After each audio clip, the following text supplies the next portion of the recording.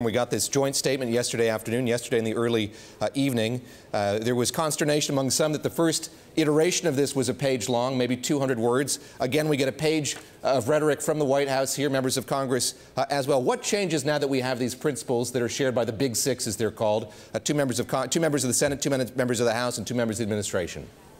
Right, David, the big news out of this yesterday, the only real news was that they finally they decided to abandon this border adjustment tax that Speaker Ryan has been pushing for a little over a year now. This is their ticket to get more than $1 trillion in revenue that they hope would lower the corporate tax rate to 20% and have a different sort of system that advantages American companies over foreign companies and importers. This is not that significant for tax reform. Apart from that, we know that this border adjustment tax was extremely unlikely to have the votes, especially in the Senate, probably also the House. So this is just one acknowledgement.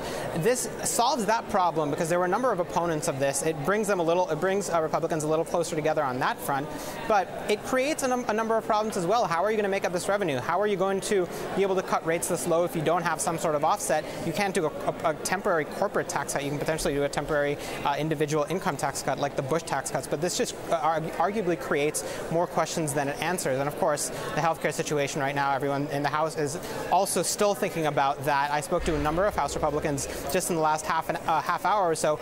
They are not ready to move on. Senator McConnell may be ready to move on. They are not. They want to continue upping the pressure. They want to continue passing bills. A number of them I spoke to say failure is not an option on this.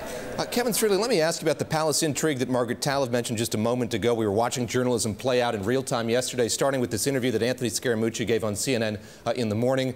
Then Ryan Lizza of The New Yorker was all but chained to a desk in the CNN bureau last night as people were reacting to the story that he put out about his conversation with Anthony Scaramucci. He responded to a tweet that Anthony Scaramucci sent after that report came out, saying that he was, regretted the colorful language that he used here, but he's still going to dedicate himself to the cause of making America great again, working for this White House. What are the consequences, as you see them, as you've seen them play out today, of that story and indeed of that conversation between Ryan Lizza of The New Yorker and Anthony Scaramucci, the communications director now at the White House?